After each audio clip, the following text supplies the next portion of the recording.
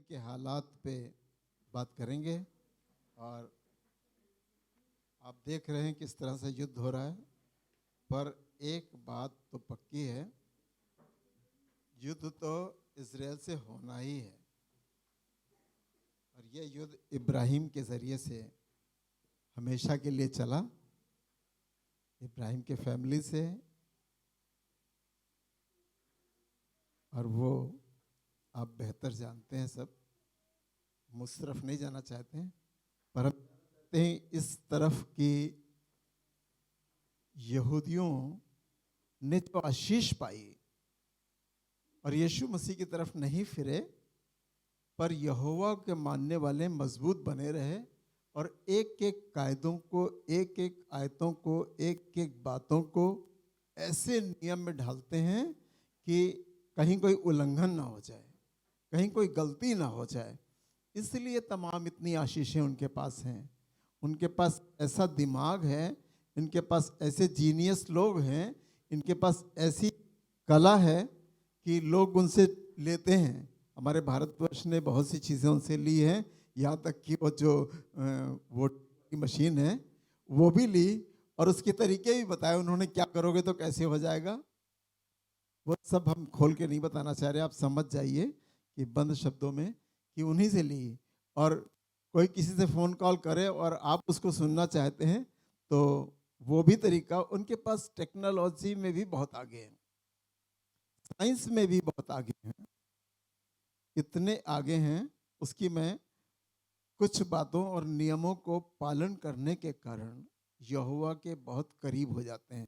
हम भी यीशु मसीह के नियमों को पालन करने के कारण यीशु मसीह के बहुत अजीज हो जाते हैं और यीशु मसीह हमारी सुनता है। आप देखते हैं आजकल व्हाट्सएप पे और फेसबुक पे कैसे एक बार कहने से सब स्लेन हो जाते हैं, कितने लोगों की दुश्मनी निकलती हैं, कितने लोग बीमार से चंगे हो जाते हैं।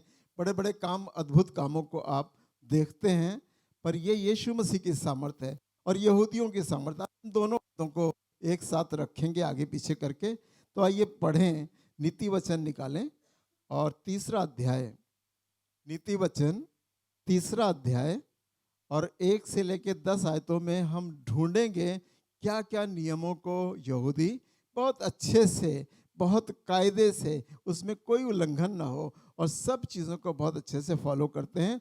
और हम भी जो यीशु मसीह के लोग हैं, यीशु मसीह ने जो शिक्षा हमको दी है हम उसको फॉलो करते हैं।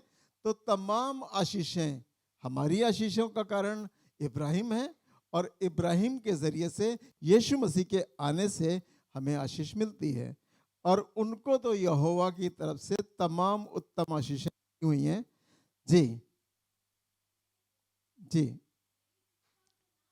पहली बात तो यहोवा यहूदियों को, इजराइलियों को अपना पुत्र मानता है। अगर कोई बेटा मानेगा तो उसके लिए सब कुछ उपाय निकालेगा, उसकी अच्छा एजुकेशन हो, उसका घर में खाना अच्छा हो, उसके यहाँ घर मकान अच्छा हो, चीज़ें अच्छी हो। पुत्र कहना एक बहुत इज्जत देने के बराबर है। यहोवा यहूदियों और इजराइलियों से बात कर रहा और कह रहा मेरे पुत्र, जी मेरी शिक्षा को ना भूलना, मेरी शिक्षा को ना भूलना, अपने हृदय में मेरी आज्ञाओं को रखे रहना, जी क्योंकि ऐसा करने से जी। तेरी आयु बढ़ेगी। सबसे बड़ी बात है, कहा गया कि तेरी आयु बढ़ेगी। 120 और 125 वाले भी आपको वहाँ मिल जाएंगे।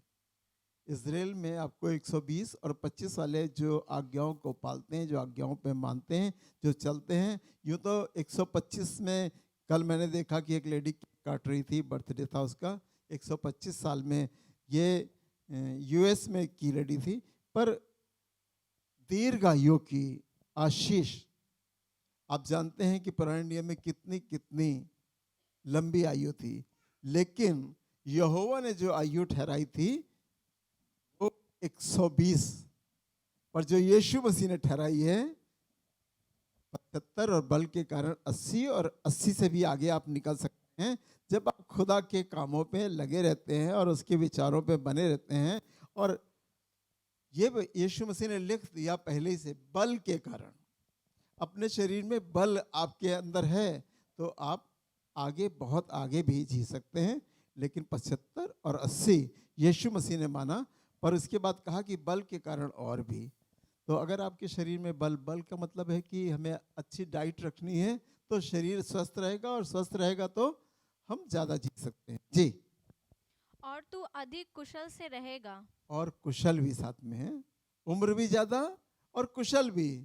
उतनी उम्र में भी कोई बीमारी, कोई तकलीफ, कोई परेशानी नहीं होगी। जी। कृपा और सच्चाई तुझसे अलग ना होने पाए। ये बात हमें इनहेल करनी है, चाहे यहोवा यहूदियों से कहे, लेकिन हमको भी कृपा, दूसरे के ऊपर कृपा करना हमें बहुत ज़रूरी है। और भलाई, कृपा और भलाई, दो चीज़ें हमें लेकर ज़िंदगी में हमेशा चलनी। जी। वरन उनको अपने गले का हार बनाना। कितने लोग हार बनाना चाहते हैं? सब लोग हार बनाना चाहते हैं? बड़ा मुश्किल है। इन चीज़ों को, आज्ञाओं को मानना और उसको पालना, जिंदगी की उम्र को बढ़ाना, आशीष पाना, तमाम उत्तम आशीषों से होकर गुजरना, ये सब इसके कारण से है। जी। और अपने हृदय रूपी पट्टिया पर लिखना। अपने हृदय पर लिखना।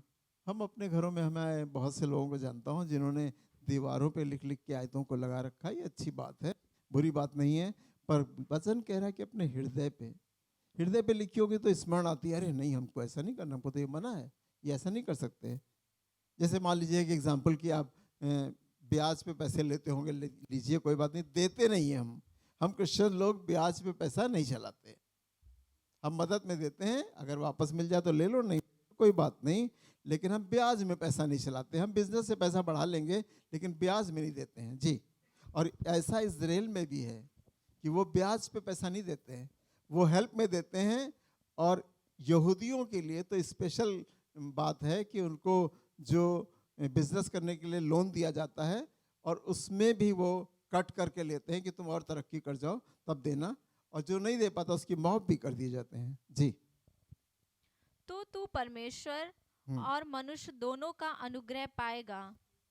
दोनों का अनुग्रह हमको पाना ना, हम जिनके साथ बैठते उठते हैं वो भी कहने भैया बहुत अच्छे हैं, उनका भी अनुग्रह है और परमेश्वर का भी।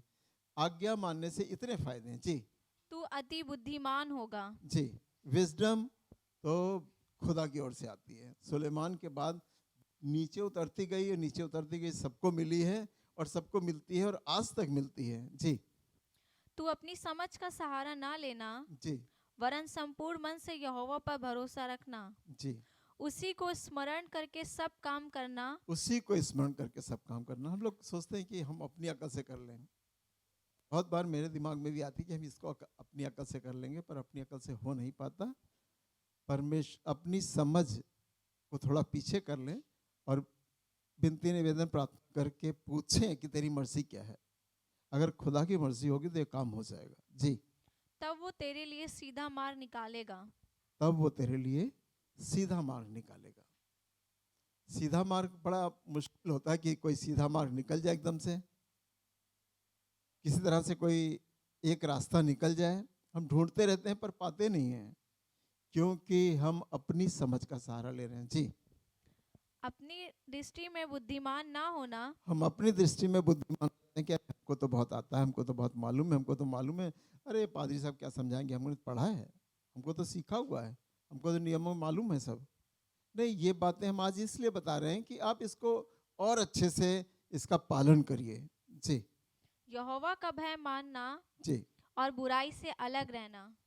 बुराई से रहने के लिए बहुत अलग, ये मेरे दिमाग में ठन गई है। मैं दूर दूर से सोचता कि किसी की कोई बुराई ना करे।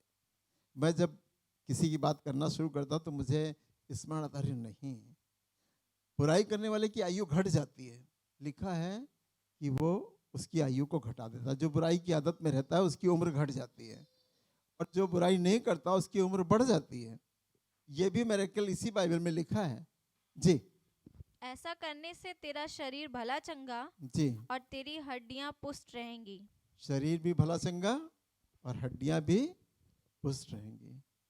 ऐसा करने से, ऐसा करना है ना हमें, अगर नहीं करेंगे तो नहीं रहेंगे।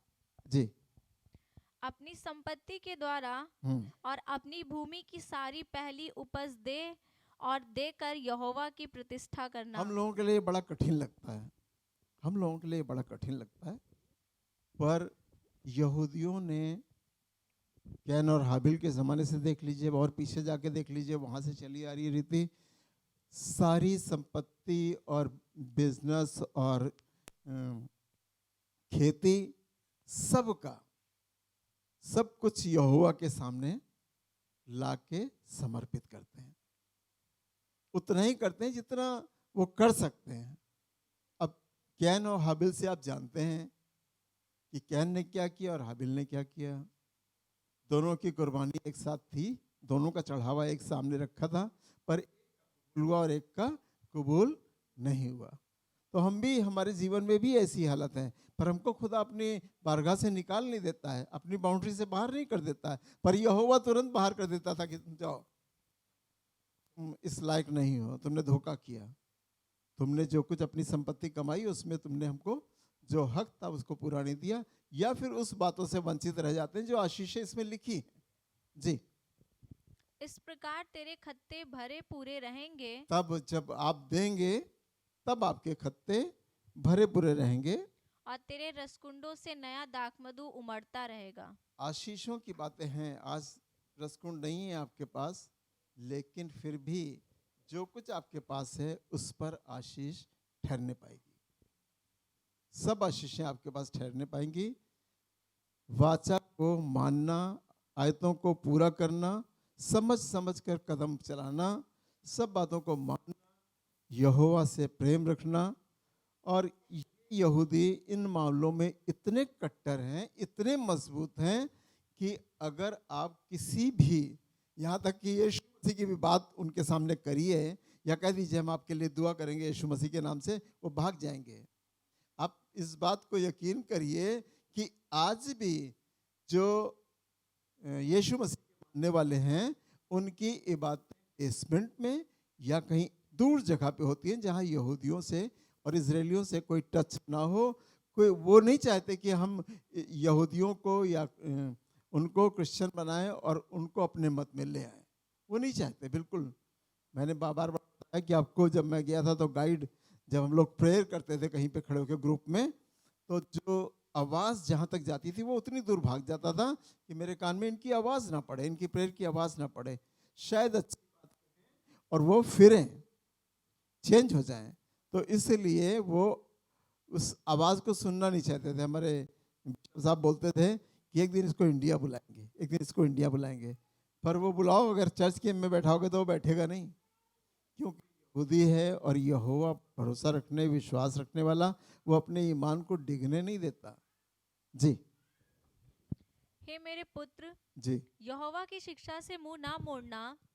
जी, यहोवा की शिक्षा से मुंह ना मोड़ना, ये एक दस्तूर बताया जा रहा है, एक तरीका बताया जा रहा है कि अगर तुम मुड़ गए तो तुम परेशानी में पड़ जाओगे।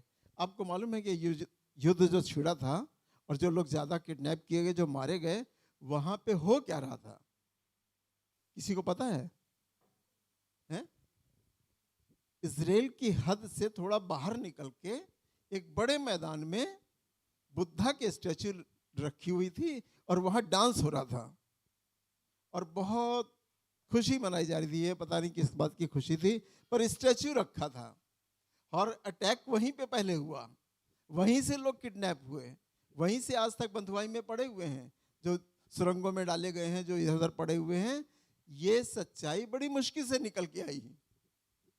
ये इजराइल की, यहूदियों की बदनामी की बात है, इसलिए बहुत कम ओपन हुई, लेकिन हकीकत यही था कि वो बुद्धा की स्टैचू रखी थी और वहाँ पे वो लोग खूब डांस कर रहे थे। अब क्या क्या हो रहा था वो तो मैं आपको नहीं बता पाऊँगा, लेकिन जो पहला विस्फोट हुआ, जैसे पहले हमास ने हमला किया, वो पहले वही जगह थी जहाँ पर ये सब हो रहा था, और इसके बाद आगे वो बढ़ गए और वहीं से लोग किडनैप किए गए या घरों से किडनैप किए गए। जी। और जब वो तुझे डांटे तब तू बुरा ना मानना।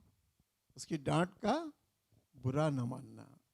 बहुतों को डांटा ना, बहुतों को डांटा है परमेश्वर ने। अगर बाइबल उठा के देखेंगे तो आपको मालूम हो जाएगा कि किसको किसको कहाँ कहाँ डांटा। पर मैं आज इस बात की चर्चा नहीं कर रहा हूँ। मैं आज यहूदियों की तारीफ और यहोवा की तारीफ के लिए यहाँ खड़ा हूँ। इसके बाद यीशु मसीह की तारीफ की बात करूँगा। जी।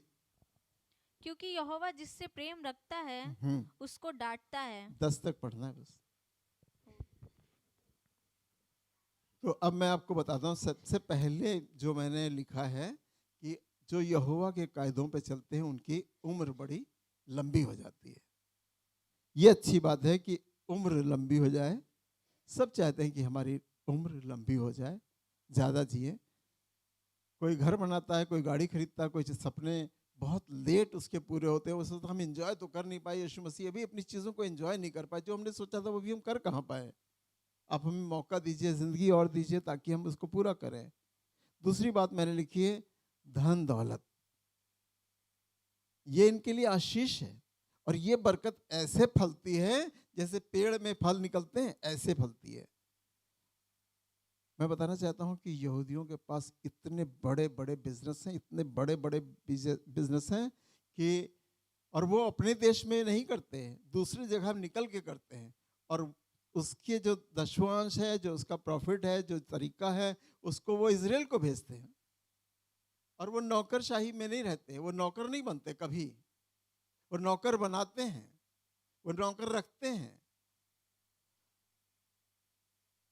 उनके परिवार निरोग्य रहे, कोई रोग ना हो उनके यहाँ। अगर रोग होगा तो वो सोचेंगे कि हमने कहीं गलती करी है, तब हमारे यहाँ रोग चले आए हैं।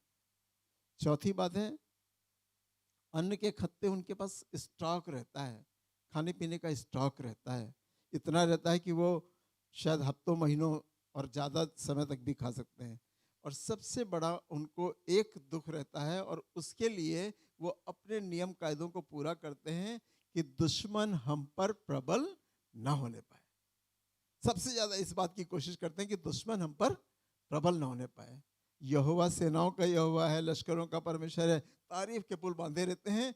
और ये चाहते हैं कि दुश्मन हम पर, कोई भी दुश्मन, चाहे आप टीवी में हालात को देख लीजिए, कोई दुश्मन प्रबल नहीं हो रहा। सब दूर से कह रहे हैं हम ये कर देंगे, हम वो कर देंगे, हम वो कर देंगे, हम वो कर देंगे। उनके मन ठंडे हो जाते हैं। यहोवा बीच में दखल अंदाजी करता है, बीच में कुछ करता है, तभी तो ये कुछ कर नहीं पाते हैं। सीरिया नाराज है, ये देश नाराज है, वो देश नाराज है। नाम नहीं ले रहा हूँ ज़्यादा, मुझे मालूम है कौन कौन क्या क्या कर रहे हैं। तुम ले लो हमसे असला है, तुम जाके लड़ाई कर लो, तुम ले लो हमसे, तुम लड़ाई कर लो। लेकिन वो खुद सामने नहीं आ रहे हैं। और इनके पास जो बुद्धिमानी है वो इतनी तगड़ी बुद्धिमानी है कि वो मशीनों के द्वारा हो चाहे दिमाग से हो।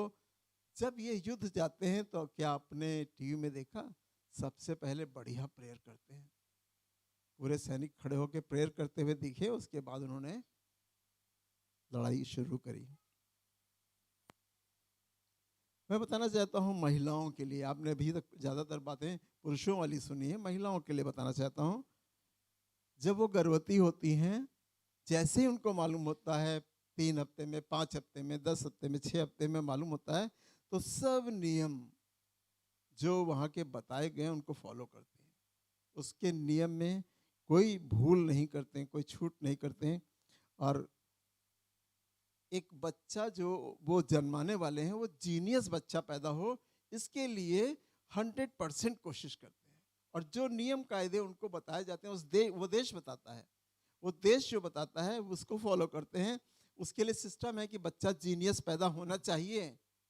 कोई साधारण बच्चा हमें जन्म लेने वाला नहीं चाहिए हमको जो बच्चा चाहिए। एक लेडी की हम बात कर रहे थे, और बहुत हाई फाई लेडी हैं बहुत, तो उनसे बात कर रहे थे कि उन्होंने तो बिल्कुल जीनियस बच्चा पैदा करने की कसम खाई हुई है कि यहोवा हमको जीनियस बच्चा पैदा करेगा, नहीं तो हम ऐसे बच्चे को नहीं चाहते जो बुद्धिमान ना हो, समझदार ना हो, किसी काम ना आए, देश के, हमारे इजराइल के काम ना आए। तो कह रही हमने भी पढ़े हैं नियम, और हमको मालूम, अगर ये हमने पहले पढ़ लिए होते तो शायद हमने जो बच्चे को जन्म दिया है तो हम उसको फॉलो कर लेते कि क्या क्या वो करते हैं। तो मैं आपको बताता हूँ, बहुतों ने अपनी ज़िंदगी में आगे बढ़ चुके हैं, बहुत लोग अभी आगे बढ़ेंगे जीनियस बच्चे पैदा करने के लिए।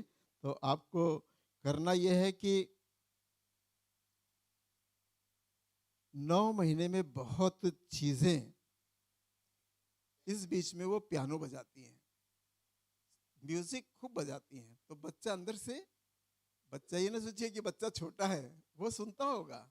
ये जो हम सुन रहे हैं, जो सीख रहे हैं, मैं इसका आइडिया लगाता हूँ कि ज़रूर है कि वो बच्चे में वो चीज़ें पहुँच रही हैं। वो पियानो बजाती हैं रोज़, रोज़ पियानो बजाती हैं। पता नहीं सबके घर में है या नहीं है, या जैसा भी करते हों। तो और वो हस्बैंड के साथ मैथ की प्रैक्टिस करती हैं, डेली शाम को मैथ की प्रैक्टिस करती हैं। मैं एक एग्जांपल बता रहा हूँ, 2 और 2 जैसे 4, तो वो पूछेंगे 2 और 2 कितना होता है, 4। इस तरह से वो मैथ की जितना नॉलेज है उनको, जिस लेवल पे है उस तरह की वो प्रैक्टिस करती हैं, ताकि ये प्रैक्टिस जो बोल बोल के की जा रही है वो बच्चा अंदर सुन रहा है। ये बार बार मैं नहीं बोलूँगा आपको कि बच्चा अंदर सुन रहा है, पर मैं बताना चाह रहा हूँ बहुत सी बातें वो अंग्रेजी की किताबों को ज़ोर ज़ोर से पढ़ती हैं, और साइंस के जो प्रैक्टिकल होते छोटे मोटे जो कर सकती हैं वो उसको करने की कोशिश करते हैं कि ऐसे करने से ऐसा होता है, ऐसे करने से ऐसा होता है। तो ये हस्बैंड वाइफ मिलकर ऐसे करते हैं ताकि जो बच्चा अंदर जन्म लेने वाला है उसके अंदर अच्छी बातें आ जाएं। वो बहुत सी ऐसी किताबें पढ़ती हैं जिससे बच्चा जीनियस पैदा हो।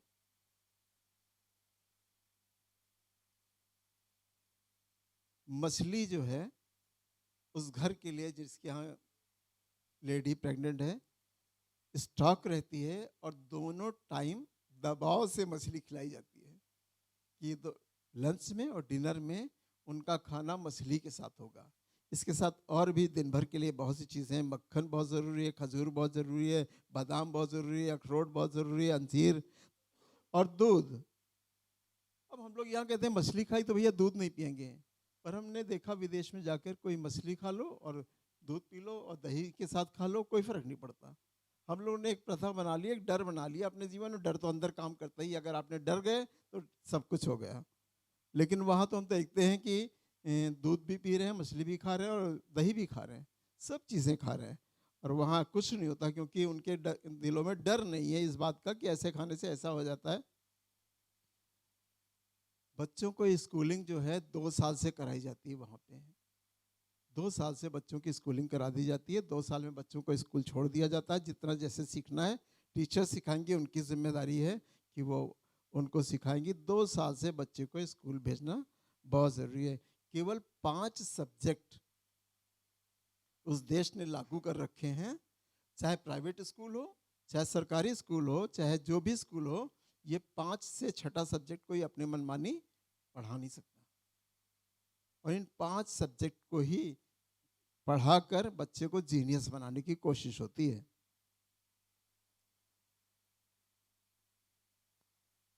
और भाषा में उनको ज़रूरी होता है कि अरबी सीख लें, अंग्रेज़ी, और भी 2-3 भाषाएं जो बहुत कंपलसरी हैं, जो सारे देशों में चलती हैं। इनके बिजनेस ज़्यादा अरब कंट्रीज़ में हैं, इसलिए अरबी सबसे पहले सिखा दी जाती है कि ये बिजनेस जाकर करेंगे तो अरब में करेंगे, वहाँ अमीर लोग हैं, बड़े अच्छा बिजनेस चलेगा। सब वहाँ बिजनेस का में तेल ज़्यादा है, पर ये लोग यहाँ से जाकर बिजनेस करते हैं और बहुत करोड़पति और मिलियंस वाले लोग हो जाते हैं।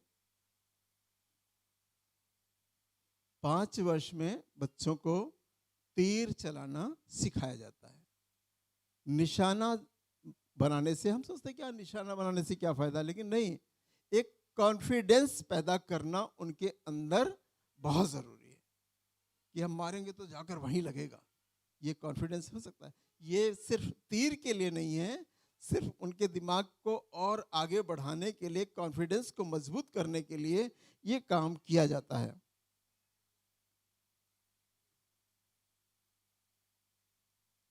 और इसके बाद 5 से 8 साल के बीच में उनका डर निकालने का काम किया जाता है, और डर निकालने का काम घोड़े पे बैठा दिया जाता है। आपने देखा होगा कहीं व्हाट्सएप पे, फेसबुक में, अलग कंट्रीज़ में, मैं 2 ही 3 दिन के पहले देख रहा था कि 2 साल के बच्चे को बाथ टब में या स्विमिंग पूल में ऐसे फेंक दे रहा था, आदमी ऐसे फेंक दे रहा था, और बच्चे अपने आप कोशिश करके बाहर निकल के आ रहे थे और पकड़ दे रहे थे दीवार को। वैसे ही इनको ये घोड़े पे बैठा देते हैं, और घोड़े पे बैठा के चाहे पकड़ के चलें, चाहे जैसे करें, मैंने देखा तो नहीं, जो मैंने पढ़ा सीखा समझा उसको मैं बयान कर रहा हूँ आपके सामने। 5 साल से घोड़े पे बैठना सिखा देते हैं बच्चों को कि उससे डर ना लगे इनको। हर जो खेल हैं, सभी खेलों में उनकी रुचि देखी जाती है कि सबसे ज़्यादा ये रुचि किन खेलों में रखते हैं। इसीलिए उनको खेल में के मैदान में शाम को ज़रूर ले जाया जाता है और फिर उनकी रुचि देखकर उस गेम में उसको डाल दिया जाता है कि अब ये इस गेम को खेलेगा। एक डॉक्टर स्टीफन ने 3 साल की रिसर्च के लिए एक यहूदी बच्चा लिया और एक कैलिफोर्निया से लिया। 2 बच्चों को 3 साल तक एक जगह पे एक फूड, एक खाना, एक गेम, सब चीज़ें सेम रखी और उसके बाद उसका जब चेकअप कराया गया, टेस्ट करवाया गया और फाइनल करवाया गया कि देखिए कौन सा बच्चा जीनियस है, तो यहूदियों का बच्चा जीनियस निकला।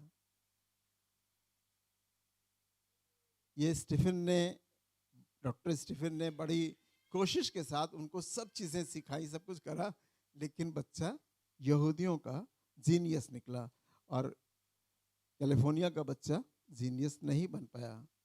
नशे की कोई गुंजाइश नहीं है इजराइल में, नशे की कोई गुंजाइश नहीं है और सिगरेट पीना अलाउ नहीं है। और सिगरेट पूरे इजराइल में मिलती है कि नहीं मैं तो ये नहीं देख पाया, लेकिन वहाँ मिलती ही नहीं। और अगर कोई आपके घर में गेस्ट आ जाए और उसको सिगरेट पीना है तो आप इन्फॉर्म कीजिए कोई किसी कॉल नंबर पे और वो बताइए कि मेरे घर में कोई गेस्ट आया जिसको सिगरेट पीने की आदत है, उसको नींद नहीं आएगी अगर सिगरेट नहीं पिएगा तो उसको कहा था आप ले आइए उसको, तो कोई जगह बनाई गई है वहाँ पे उनको मौका देते हैं कि आप सिगरेट पी लीजिए फिर अपने घर जाइए। कॉमन नहीं है, सिगरेट अलाउ नहीं है। और सिगरेट के सबसे बड़े से बड़े 10 रुपये 5 रुपये से बिकने वाली और सबसे महंगी सिगरेट बिकने वाली सब यहूदियों के कारखाने हैं और उस देश में नहीं है, उस देश से निकल के दूसरे देशों में है। वो निकल के बाहर बिजनेस कर रहे हैं। अपने देश में जो बैन है उसको रोके हैं, लेकिन आज जो सिगरेट है वो लिखा होता है नहीं लिखा होता मुझे नहीं मालूम, पर जो मैंने पढ़ा और सीखा मालूम हुआ कि सिगरेट के सबसे बड़े कारखाने यहूदियों के पास हैं, इजरायलियों के पास हैं और वो इससे बहुत पैसा अर्न करते हैं, बहुत पैसा कमाते हैं।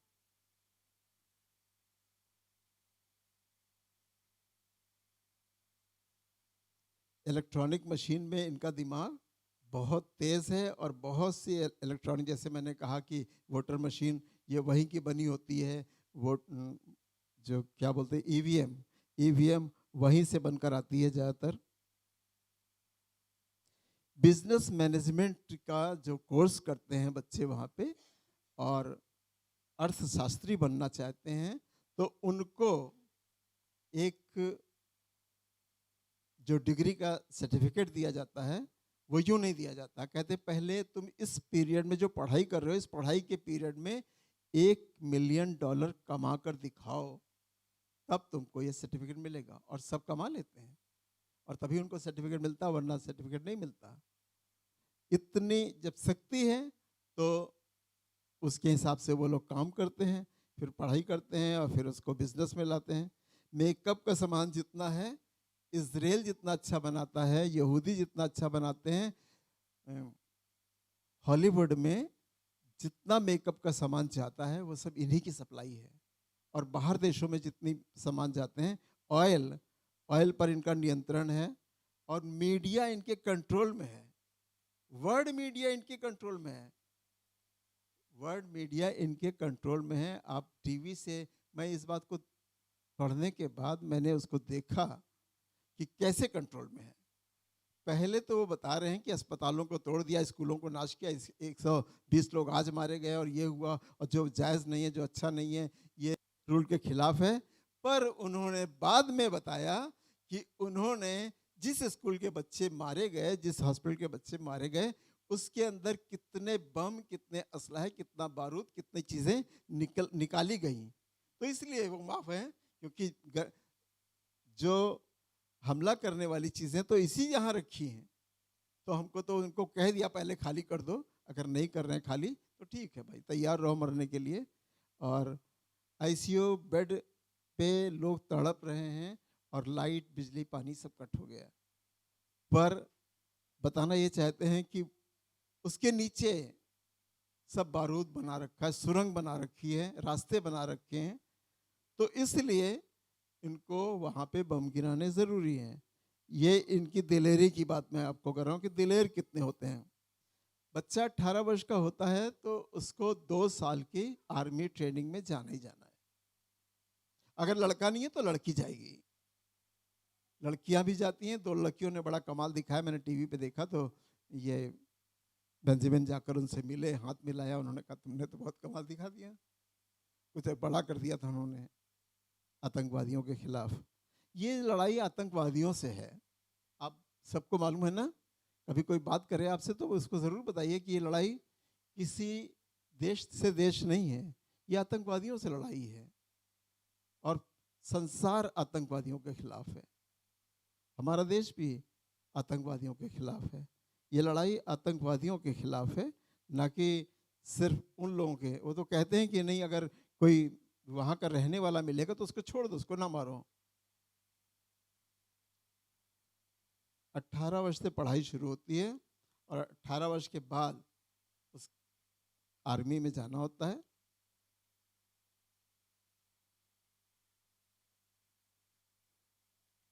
इनके पास 53 यूनिवर्सिटीज नोबेल पुरस्कार से सम्मानित हैं। यूनिवर्सिटी तो बहुत है, 150 यूनिवर्सिटी है इनके पास, पर 53 यूनिवर्सिटी नोबेल पुरस्कार। और जबकि बोलने का कैमरा होता है, मुस्लिमों की जितनी भी हैं मुझे नहीं मालूम, पर मेरे पास नोट है 2 यूनिवर्सिटी नोबेल पुरस्कार से सम्मानित है। और तो किसी की बात ही नहीं हो रही है, क्योंकि अरब कंट्री में भी यूनिवर्सिटीज़ बहुत है ना। तो 53 इनकी नोबेल पुरस्कार से सम्मानित हैं। इनके लिए लोन हमेशा अपने बच्चों के लिए, जो 18 साल और 20 साल आर्मी में जाने के बाद अगर वो बिजनेस करना चाहते हैं तो लोन की हमेशा अमाउंट भरा रहता है।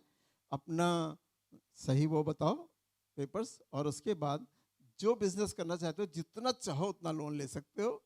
और उसके बाद लोन के ऊपर ब्याज नहीं लेते हैं, वो लोन के ऊपर ब्याज नहीं लेते हैं।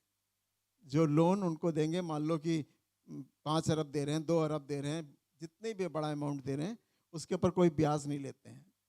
अपने यहूदियों से, इजरायलियों से, वहाँ के रहने वालों से कोई ब्याज नहीं। और अगर बिजनेस अच्छा ना चले तो कुछ उसको माफ़ भी कर देते हैं, माफ़ भी कर देते हैं। ये अपनी जाति को बनाए रखने के लिए यहूदी जो कुछ कर सकते हैं। एक भी लेडी उनकी किसी यहूदियों को छोड़कर किसी और से शादी या अपने संबंध नहीं बना सकती, ये रूल है वो। और यहूदियों का भी यही है कि वो शादी करेंगे तो यहूदी में ही करेंगे, इजरायली में करेंगे, बाहर के किसी आदमी से। हम देखते हैं कि अमेरिका में तो हमने क्रिश्चियन लोगों में देखा खूब पाकिस्तानियों से शादी हो रही है। एक से एक मैंने देखा जाकर कि पाकिस्तानी लड़की लाए थे। यहाँ तक कि यहाँ लोग जानते हैं, नाम लेने का मन नहीं कर रहा है लेकिन फिर भी हम लोग जानते हैं एक फैमिली को, और जिसने प्रियंका की शादी भी लगवाने में मदद करी थी। तो उनके बेटे की शादी पाकिस्तानी लड़की से हुई, और पाकिस्तानी लड़कियों से बड़ी आसानी से शादी हो जाती, क्योंकि उनके पास वो लोग लेन देन के सिस्टम को नहीं कुछ समझते हैं। यूएस वाले लेन देन का इंतजार नहीं करते हैं कि बस पसंद आना चाहिए, कुछ देगी या कुछ नहीं देगी। पाकिस्तानियों के पास वैसे भी बहुत कुछ नहीं है, पर वहाँ जॉब करती है इतना काफ़ी है, और वो शादी कर लेते हैं। अपनी नस्ल को बचा के रखना इनकी एक जिम्मेदारी बनती है कि उसे उन्हें बचा के रखना है, कहीं से कोई गड़बड़ी ना हो, नहीं तो बच्चे जीनियस पैदा नहीं होंगे। गड़बड़ी हो जाएगी तो जीनियस बच्चे पैदा नहीं होंगे। तो यहूदियों ने यहोवा को इतने अच्छे से माना है और इतना समीप रहते हैं यहोवा के, और यहोवा उनके बहुत समीप रहता है। तभी तो यह युद्ध लिखा है, 32 जातियों का नाश करके यहोवा ने इजरायलियों को खड़ा किया। बाइबल में लिखा है 32 जातियों का नाश करके यहूदियों को इजराइल में खड़ा किया। इस समय मारे तो दोनों तरफ के लोग जा रहे हैं, पर बताना चाहते हैं कि अगर वो 100 मारे जा रहे हैं तो ये 10 मारे जा रहे हैं, पर युद्ध तो जीतना है। आइए, अब हमने यहोवा की बहुत तारीफ की और यहोवा के लोगों की बहुत तारीफ की। अब हम यीशु मसीह की बात पे आते हैं, और यीशु मसीह ने जो आकर शिक्षा दी वो वाली शिक्षा नहीं है जो यहोवा ने इजरायलियों को बड़ी सख्त और बहुत कठोर वाली शिक्षा दी, और वो उन्हें मानते भी हैं।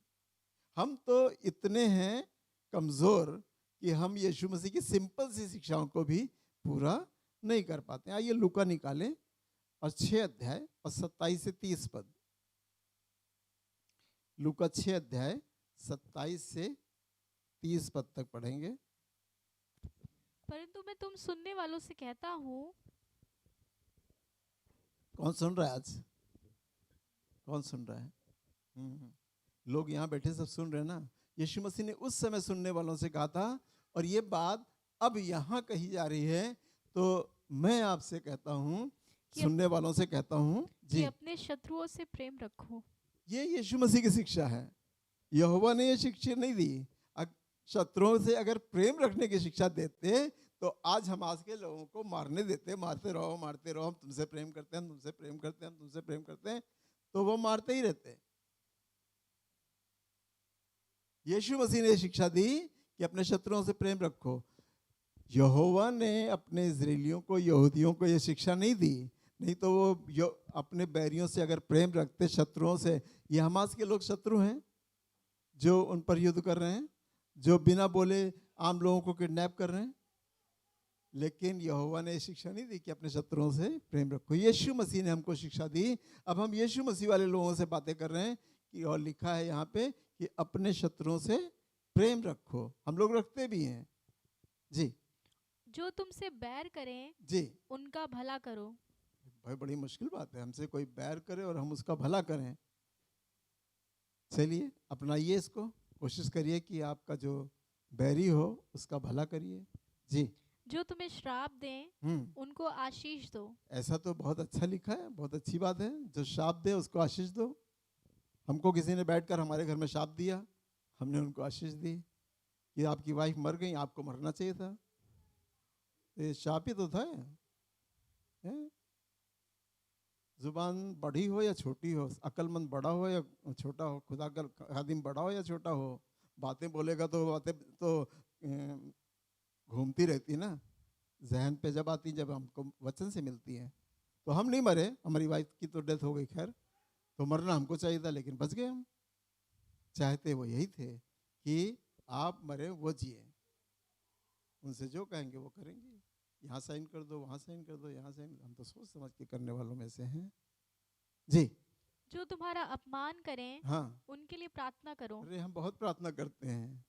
अपमान आपका होता है कि नहीं होता? मेरा तो अपमान होता रहता है। कैमरा लगाने तो अपमान की बातें आपको सुनाते तो आप दंग हो जाते, कहते अरे ये हालत है। हम अपमान की बातें सुनाना नहीं चाहते। अपमान तो मेरा होता है, आपका भी होता है।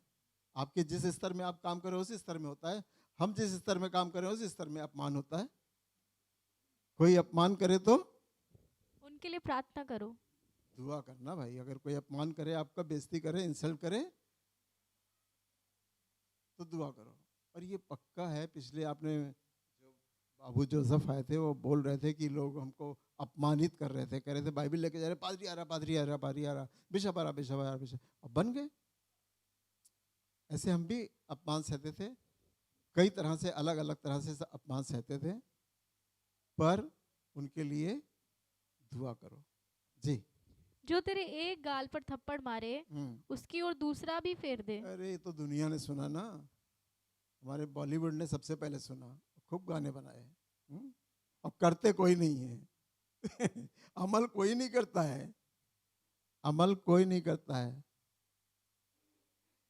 अमल कोई नहीं करता है। अमल करना चाहिए। यीशु मसीह फिलोसफर थे, अगर वो पढ़ाई लिखाई नहीं की थी, फिलोसफर थे। अब हम मोनिल भाई को खड़ा करके इधर आइए जरा, हम एक गाल पे इनके थप्पड़ मारते हैं, ऐसे मुँह करिए, उधर देखना चाह रहे लोग, ऐसे मारते हैं, और ये दूसरा फेरिए इधर मेरी तरफ, तो हम ऐसे कैसे मारेंगे? ऐसे करके मारेंगे, तो एक ही मारेंगे, छोड़ देंगे, कहते छोड़ गया, दूसरा नहीं मारते। कहा गया है आप फेर दीजिए, उसको मारने में बड़ी कठिनाई होगी, ये दाहिने हाथ से मारेगा। तो यीशु मसीह ने कह दिया उसको पूरा करिए, आप फेर दीजिए, ये आपकी ड्यूटी है। वो मारेगा नहीं, कह रहे इधर से कैसे घुमा के मारे। हमने खाली उनको देखा घुमा घुमा के मारा हुआ है, लेकिन जी, और आगे बढ़े। और जो तेरी दोहर छीन ले, जो ऊपर के कपड़े छीन ले, उसको कुर्ता लेने से भी ना रोक। सब जो मांगे उसे दे दो। मतलब इसका मतलब बहुत ज़रूरतमंद है। एक आदमी क्या कर रहा था, वहाँ यरूशलेम से यरीहो जा रहा था, तो सब कुछ छिन गया, सब कुछ छिन गया। अभी यरीहो में ही लड़ाई चल रही है इस समय लड़ाई का तूफान यरीहो की तरफ जाता है। यरीहो बड़ी पापी जगह थी और फिर वहीं पे लड़ाई चल रही है। जी जो कोई तुझसे मांगे जी, उसे दे। ये बहुत ज़रूरी चीज़ है। जो कोई तुझसे मांगे, जिस लायक हो उसी लायक दो। लेकिन ये वायदा, इन आयतों को क्या आप पूरा कर सकते हैं कि नहीं? इतनी कठिन तो नहीं है कि आप पूरा नहीं कर सकते। ये यीशु मसीह के क्लोज आने का एक तरीका है। मेरे पास फ़ोन आता है तो क्लोज आने का तरीका बन जाता है। काट दो भाई। तो ये यीशु मसीह का धन्य वे जिसे वो चुनकर समीप आ। चुनाव कैसे करेगा? इन बातों को पूरा करते हुए। इसने तो वो वाली बातें, सब बातें पूरी करी, चलो इसको चुनकर अपने समीप आने देगा। कहेगा इनको तो बहुत क्लोज रखेंगे। यीशु मसीह के आप बहुत क्लोज पहुंच जाते हैं, नज़दीक पहुंच जाते हैं जब ये वाली बातें आप पूरी करते हैं। जी। और जो तेरी वस्तु छीन ले, उससे ना मांग। जो छीन ले उससे ना मांग। ये हम से हो नहीं पाएगा है। चाबी लगी छोड़ गए, कहीं उठा ले जाता तो वह पकड़ते दौड़ाते जब भी सब कुछ कर डालते हैं। जो छीन ले उससे ना मांग। जी। जैसा तुम चाहते हो कि लोग तुम्हारे साथ ये करें। वाली बातें ना, आज ये तांत्रिक पांत्रिक जो तख्त लगा के बैठे लोग ना, ये वाली बात बहुत सबको समझाते हैं। जैसा तुम चाहते हो कि तुम्हारे साथ किया जाए वैसे तुम भी क्या करो। ये तो सबको सब सिखाते हैं और यहीं चुराते हैं। बहुत सी चुराई हुई बातें आज बोल रहे हैं बड़े बड़े जो इधर उधर बैठे हैं, जो अपने आप को महात्मा और ये बताते वो बताते जो कुछ बताते हैं। हम तो उन पर भरोसा नहीं करते, लेकिन अरे हाँ ये बात तो इन्होंने बहुत अच्छी बताई। ये बात तो आप भी किसी से कहोगे तो हाँ ये बात अच्छी, जिसने नहीं सुना। तो यीशु मसीह ने कहा और ये हमें पूरा करना है। जी। तुम भी उनके साथ वैसा ही करो। जी। यदि तुम अपने प्रेम रखने वालों के साथ प्रेम रखो तो तुम्हारी क्या बड़ाई। ये बात बिल्कुल सही है कि हम प्रेम रखने वालों के साथ तो प्रेम रखते ही हैं, पर जो हमारे बैरी हैं हम उनके साथ भी प्रेम रखते हैं। क्या ऐसा संभव है? असंभव है। इजराइल नहीं रखता, पर यीशु मसीह के लोग रखते हैं।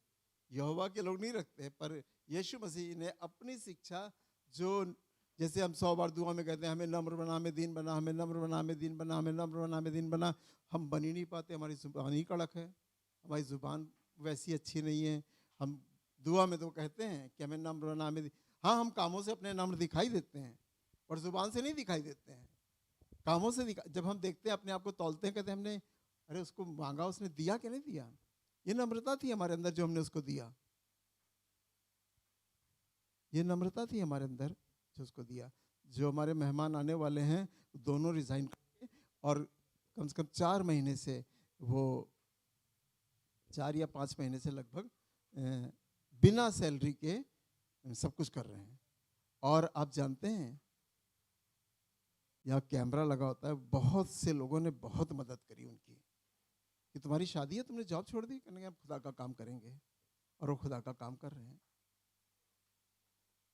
अभी शादी हुई है 17 तारीख को, और बहुत इतना ग्रैंड शादी हुई है कि हमको जो बताया गया, और हम एक और शादी नाम नहीं लेंगे, उससे मिलाया गया, एक और इसी की शादी हुई उससे मिलाया गया, 2-3 शादियों से मिलाया गया कि इतनी अच्छी शादी पर कैसे हुई।